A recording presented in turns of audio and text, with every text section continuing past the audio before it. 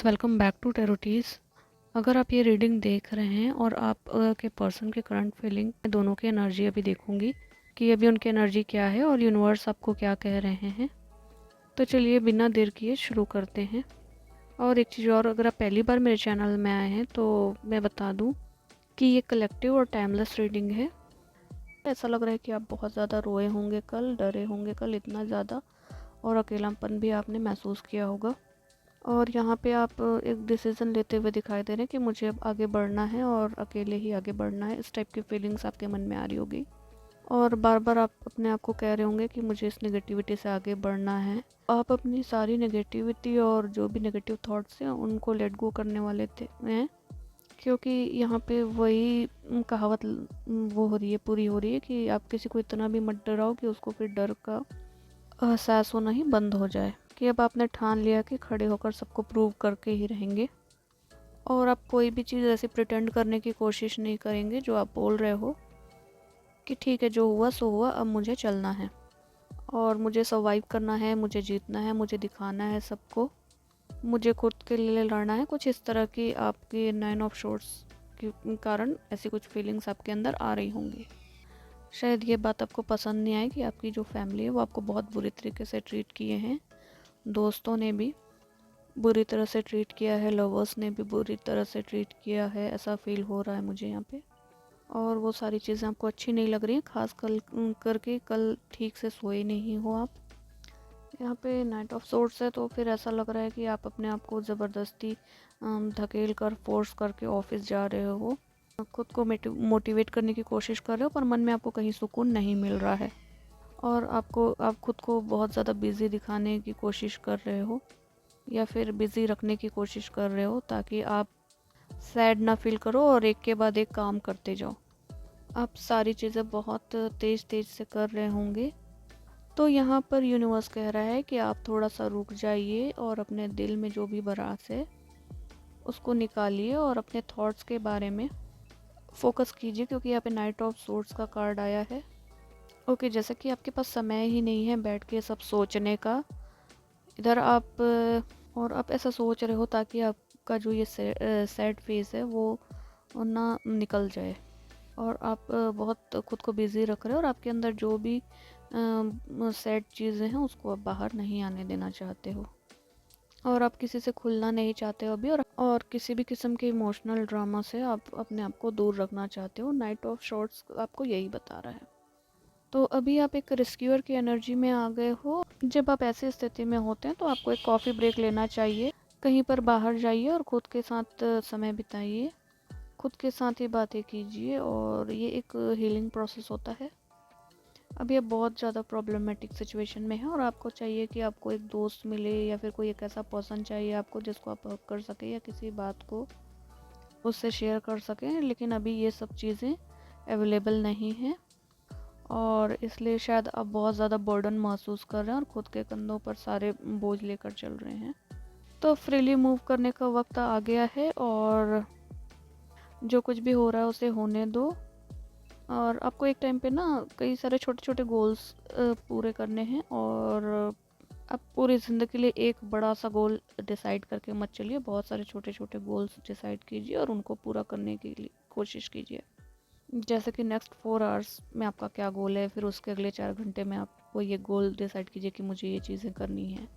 तो इस टाइप के छोटे छोटे टारगेट्स रखिए, या आप क्या कर सकते हो ये सोचो, उसको पार्ट्स में डिवाइड कर लो, क्योंकि यहाँ पे नाइट ऑफ शॉर्ट्स है तो आपको बहुत जल्दी काम करना है और आप बहुत जल्दबाजी में हो सकते हैं, तो कुछ गलत डिसीजंस ना ले लेना। आप इमोशनल होना ठीक बात है, लेकिन बहक नहीं जाना है इमोशनल होके। अपने टाइम, अपने पैसे, अपनी एनर्जी को बहुत सोच समझ कर यूज़ करना है। देखिए, कई बार ऐसा होता है कि हम बहुत बिजी होते हैं और रुकना भूल जाते हैं, तो रुकिए कुछ वक्त के लिए। इतनी स्पीड में कोई चीज़ें नहीं करनी है, नहीं सोचनी है और जल्दबाजी में किसी के पास नहीं चले जाना है और बहुत सोच समझ कर डिसीज़न लेना है, क्योंकि मुझे ऐसा लगता है कि ऐसा हो सकता है कि कोई पर्सन अचानक आपकी लाइफ में आए और फिर लाइफ में कुछ ड्रामा स्टार्ट हो जाए, तो बी वेरी केयरफुल। देखिए, good things always take time, और अगर आप जल्दबाजी करेंगे किसी रिलेशनशिप के अंदर तो आप किसी पर्सन को या समझने में गलती कर सकते हैं।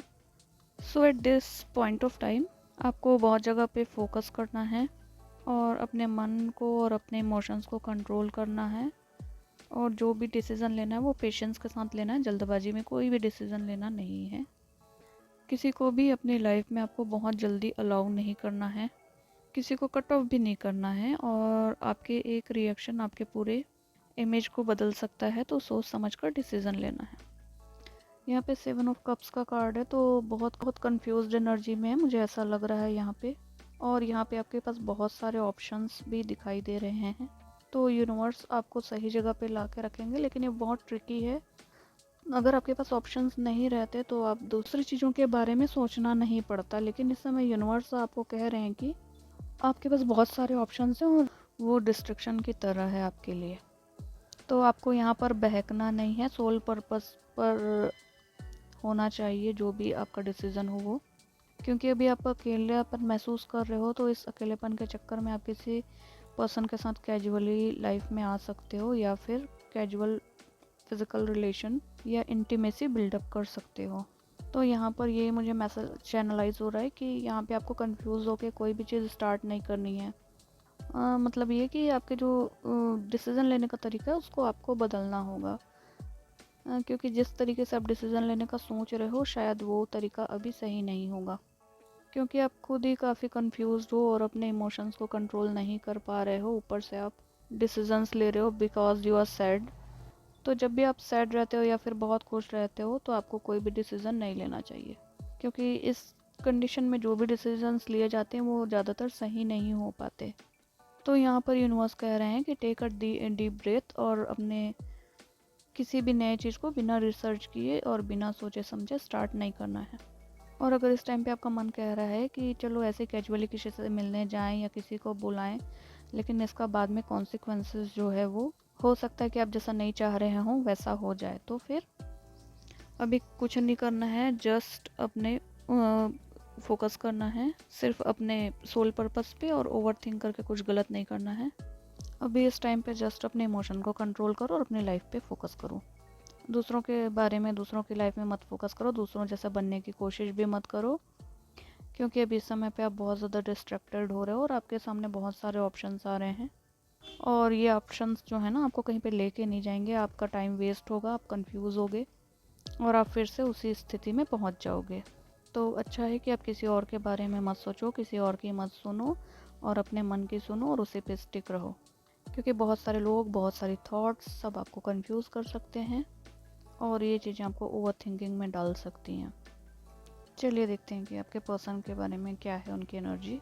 अगर आपके मन में ये डाउट है कि आपके पर्सन किसी दूसरी चीज़ में बिजी हैं, किसी चीज़ अदर चीज़ में इन्वॉल्व हैं, तो और आप उस चीज़ को लेके ओवर थिंक कर रहे हो, तो ये जो नाइट ऑफ कप्स है ये फ्लर्टियश एनर्जी होती है।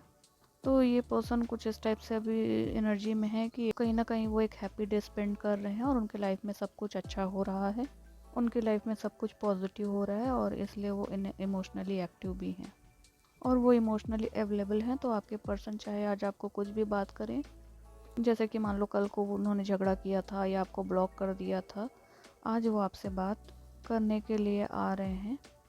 तो इस टाइम पे आपको पिघलना नहीं है और बहकना नहीं है, और अंडरस्टैंडिंग के साथ चीज़ों को समझना है, और इस बात को ध्यान रखना है कि कल वो कैसा था, क्योंकि वो बहुत ज़्यादा चेंज हो रहे हैं और उसके इमोशंस भी बहुत ज़्यादा बदलते जा रहे हैं। और ये जो नाइट ऑफ कप्स का कार्ड आया है तो इसका मतलब ये है कि ये फुल्ली कमिटेड नहीं है और जस्ट ऑफ़र, सिर्फ आपको एक ऑफ़र या जस्ट ऐसे ही कैजुअल प्रॉमिस कर रहे हैं। ये एक खाली कप ऑफ़र कर रहे हैं आपके लिए, मतलब जिसके अंदर कुछ भी नहीं है, इनके अंदर फीलिंग्स नहीं है, जस्ट एक ऑफ़र लेके आए हैं। तो जो आपके पर्सन जो भी कह रहे हैं, आपके सामने जो भी पर्सन ऑफ़र लेकर आ रहे हैं, उस ऑफ़र को उतना ज़्यादा ट्रस्ट नहीं करना है, क्योंकि मुझे ऐसा लग रहा है कि वो जो भी ऑफ़र लेकर आ रहे हैं वो फेक हो सकता है, क्योंकि यहाँ पर द किंग ऑफ फ्रेंड्स का कार्ड है और ये साफ बताता है कि ये पर्सन सिर्फ आपके साथ फिज़िकल इंटीमेट होने के लिए इमोशनली आपको प्रोवोक कर रहे हैं, आपको बहका सकते हैं, आपको इमोशनली थोड़ा सा वीक कर सकते हैं सिर्फ आपके करीब आने के लिए, क्योंकि इनको आपके साथ सेक्सुअल इंटीमेसी चाहिए और सिर्फ फन और इन्जॉयमेंट चाहिए, कोई कंस्ट्रक्टिव सोच लेकर नहीं बैठे हैं इस रिलेशन के लिए। और इनका कोई अभी आगे का कोई डिसीज़न भी नहीं है और इनको कुछ पता भी नहीं है कि इनको आगे क्या करना है। तो इनको अभी जो भी चाहिए और वो डिमांड कम से कम आप फुलफ़िल मत करो, क्योंकि मुझे ऐसा लगता है कि हो सकता है ये पर्सन ऐसे ही करते हों, कभी आपके साथ बहुत गलत, बहुत रूड बिहेव करते होंगे और उसके बाद बात करना बंद कर देते होंगे। जैसे कुछ दिन बाद फिर से वापस इमोशनली अवेलेबल हो जाते होंगे और वापस से आपके करीब आ जाते होंगे। तो यही सीक्वेंस चलता रहता होगा बार बार आपकी लाइफ में, और आपको फिर से डिवाइन के पास जाना पड़ता है, डिवाइन का सहारा लेना पड़ता है कि डिवाइन प्लीज़ ऐसा मत करो, प्लीज़ डिवाइन इस पर्सन को समझाओ, ये इस टाइप से फिर आपको मैनिफेस्टेशन में डाल देता है ये। तो ऐसा है कि इस टाइम पे आप खुद से क्वेश्चंस कीजिए। आप क्वेश्चन करेंगे तो आपके मन में ही उसके आंसर्स मिलेंगे, और वो आंसर जो है ना वो किसी एस्ट्रोलॉजर या किसी टैरो रीडर के पास नहीं होंगे। आपको अपना खुद का फिलोसोफर बनना पड़ेगा, खुद का गाइड बनना पड़ेगा, खुद का मैजिशियन बनना पड़ेगा। यहाँ पे मैजिशियन का कार्ड भी आया हुआ है, तो मुझे ऐसा लगता है।